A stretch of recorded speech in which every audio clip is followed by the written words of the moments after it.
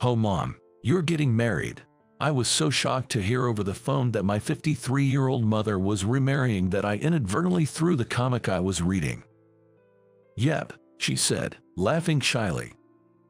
So it's true. Congratulations. We never talked about romance, so this news was more shocking than just being caught off guard. My mother was giggling like a young girl, saying, "Should I tell you about him?" But I quickly refused. The idea of hearing how my mom met this man was too much for me. I've been independent for over 20 years, so I told her to go ahead with a romance and was about to end the call when she said, "Actually, I've decided to retire when I get married. There's a vacancy. Why don't you work there?" She offered me a job at the cleaning company she was leaving, knowing I was unemployed. Taking over for my mom. It felt a bit embarrassing, but being shy and not great at socializing, I thought a job as a cleaner, where I could work quietly, might suit me. Well, I'll at least go for the interview. When I said that, my mom cheerfully laughed on the phone, saying, "Okay." She sounded so happy. My name is Sam. My father passed away from an illness when I was in middle school. Being shy, I was often bullied, but my dad was always there to comfort me. He loved collecting comics, even though they were all old-fashioned, but thanks to him, I became a total comic fan. When you're having a tough time in reality, escape to the world of stories. That advice, so typical of a comic fan, probably helped me get through the bullying. So, when he died, I didn't know how to face reality. The grief was too much, even being in the world of stories. But my mom raised me with cheer and encouragement, all by herself. She wasn't particularly beautiful, but she was sociable and well-liked for being meddlesome. Probably, someone fell for her inner qualities. I was surprised to learn she considered remarrying even past her 50s, and here I am, nearly 30, and still without a girlfriend. Reflecting on my situation, I felt a mix of resentment and admiration for her, but I genuinely wanted her to be happy and remarried. I used to work for a cosmetics company, but quit after 5 years due to excessive overtime and being unemployed. During this time, my mom introduced me to her cleaning job, and I went for an interview. It seemed easier than I thought. Easier because it didn't require much communication. It was simple physical work, of course requiring some interaction at first. But once you get the hang of it, a hello here and there is all you need. That's what I thought. Maybe cleaning was the right job for me. Half a year into this new job, I got a call from my mom. I hate to say this since I'm the one who recommended it, but the pay for cleaning isn't great, and I'm worried about your future. My darling suggested, "Why doesn't he work at our place? What do you think?" Not to brag, but my darling's pretty wealthy. Wow, Mom, marrying rich, and what's with darling? It sounds so weird. My mom replied, "Oh, it's just fine, dear," in a tone so of sick it felt like there were about 10 more heart emojis attached to her words. She'd have completely transformed from a mom to a lovesick girl. It's fine for her to be lovey-dovey, but keep that cutesy voice away from my ears. I felt like I was going through a second phase of teenage rebellion. "Stop by our place if you feel like it. He wants to meet you." Well, if I feel like it. I said so and hung up. In the end, I turned down the offer from my mom's darling. It's not that I dislike my mom's darling or anything. I was just embarrassed. They seemed to understand and are patiently waiting for me to show up. So, my refusal was more about not being confident in fitting into a regular company and enjoying the cleaning job my mom got me. However, Joe, the manager, working at the company in the building I clean, is my only source of concern. "Hey, Sam, didn't I tell you to finish today's work by 5 p.m.? I'm sorry, but it was dirtier than I thought, so I wanted to be thorough." Making excuses, just trying to score some overtime pay, right? Geez, there are too many sneaky people like you around these days. No, I was really just like I'd believe someone with your education. What is this university? Ha, never even heard of it. Joe, the manager, doesn't seem to like me and always talks down to me. He probably looks down on me for being just a cleaner. Maybe he bullies me, someone at the bottom, to reaffirm his own superiority. And he's the worst kind of person, groveling and fawning over those he thinks can benefit him. It's because his shallowness is so transparent that I dislike him. But while I enjoy being a cleaner, I can't say I'm proud of it in public. I feel like my self-esteem is being chipped away little by little here.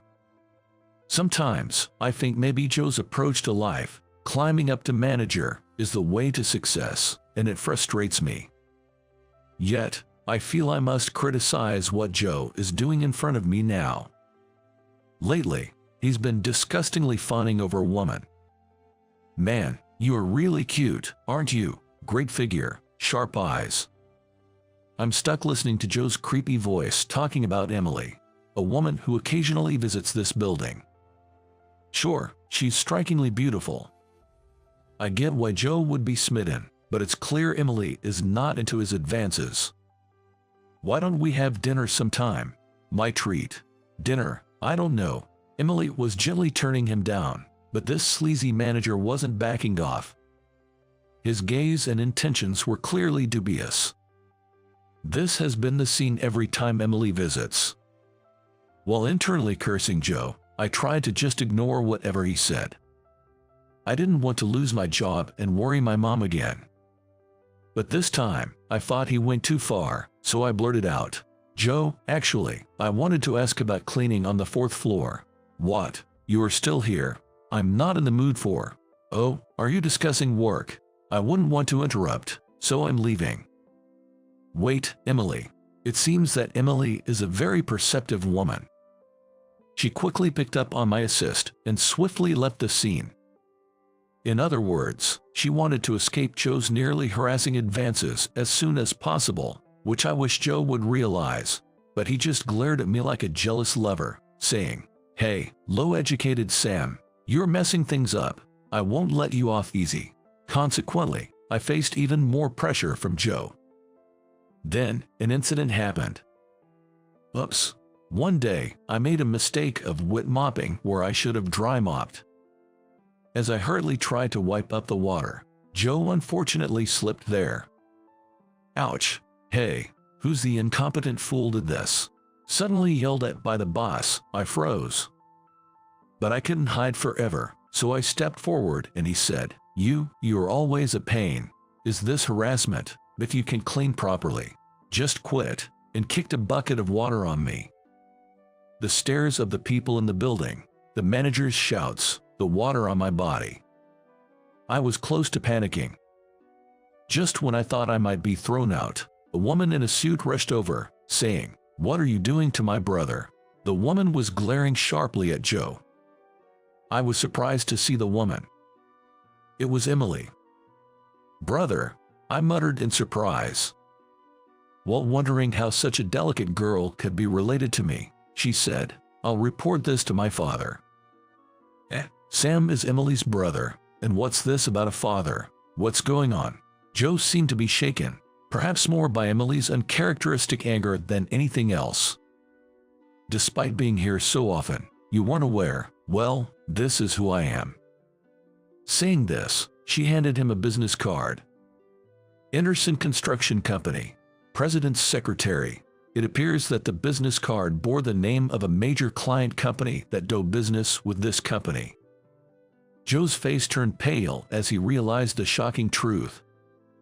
"Mr. Anderson, Emily's father is, perhaps, as you guessed, my father is the president of Anderson Construction." He probably never dreamed that the woman he was trying to woo was the daughter of a prominent client. It seems he was in a different department and didn't know her name. "You've been quite persistent in your approaches. I'll be sure to bring this to attention." Perhaps Emily's words made him realize the potential loss of business.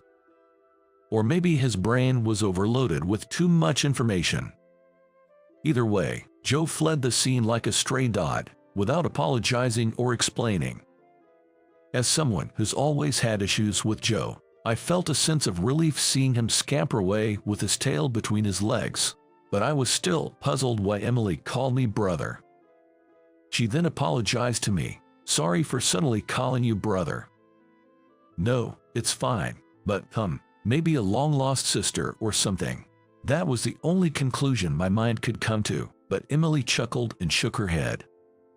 Actually, I'm your mother's new husband's daughter, so I'm your stepsister. Emily fidgeted with her hands, looking embarrassed. Before I could revel in her cuteness, I tried to make sense of the situation. So my mom married the president of Anderson Construction. To my question, my stepsister nodded emphatically. Mom had mentioned her darling was wealthy, but I had no idea she was marrying someone that influential. I recall now, my mom's new married name was Anderson. I probably should have realized sooner. And then I had to hear about my mom and her darling's romance, something I'd been awkwardly avoiding due to my adolescent-like embarrassment. Apparently, our cleaning company was in charge of Anderson Construction, and that's how my mom met the president, leading to their love story. Emily got along well with my mom, her stepmother, and they even went out for meals together. She had seen my picture from my mom and recognized me as the guy who helped her that day. When I saw this picture, I realized you were the person who helped me that day. I wanted to thank you when we met today. Her innocent smile warmed my heart. The next day, I was called by CEO Johnson of the company in the building we clean. In his office was a crestfallen Joe, the manager. Sam, I'm truly sorry. One of our employees has said some offensive things, and I failed to notice. I apologize. CEO Johnson was apologizing for what happened yesterday. He had heard everything from my mother's new husband, the president of Anderson Construction, and had been reprimanded.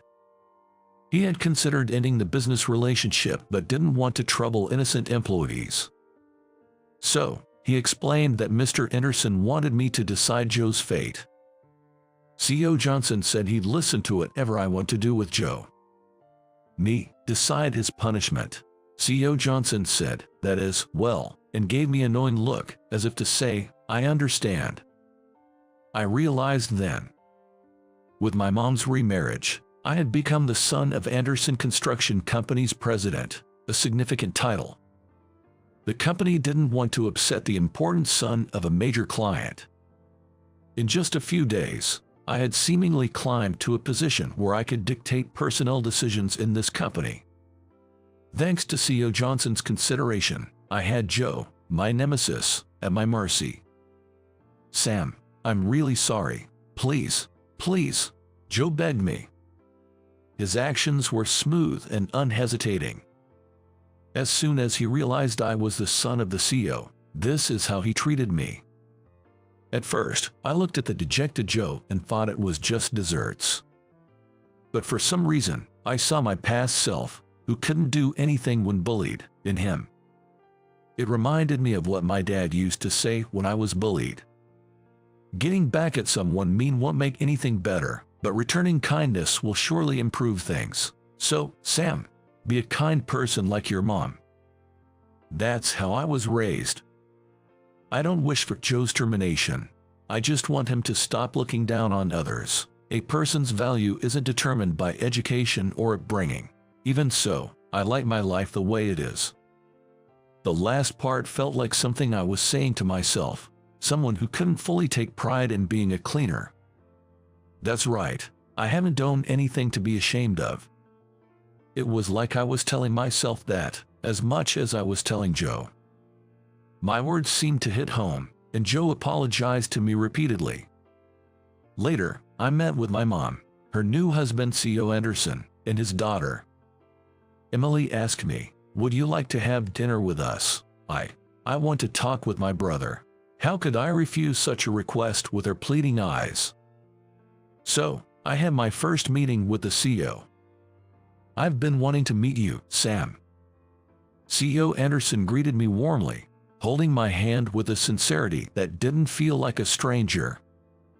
I felt an instant connection, thinking this man could indeed be family.